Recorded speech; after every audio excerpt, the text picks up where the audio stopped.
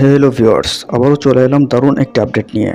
এবার বাস্তবে বিয়ে করতে যাচ্ছেন ফারহান ও হিমি। আসলে হিমির সাথে নিলয়ের বিয়ে হওয়ার কথা ছিল, কিন্তু কোনো ক্রমেই নিলয়ের স্ত্রী এটা মানতে রাজি নন। তাই তো এবার ফারহানের সাথে বিয়ে হচ্ছে হিমির। বিস্তারিত জানাবো তার আগে আপনি যদি আমাদের চ্যানেলে নতুন হয়ে থাকেন তাহলে প্লিজ চ্যানেলটি সাবস্ক্রাইব করে সঙ্গে থাকুন। ধন্যবাদ। ভিউয়ার্স, বাংলা নাটকের ছোট পর্দার সুপারহিরো হলেন মুশফিকার ফারহান, আর এদিকে নায়িকা হিসেবে সবার শীর্ষে অবস্থান করছেন জান্নাতুল সুমাইয়া হিমি।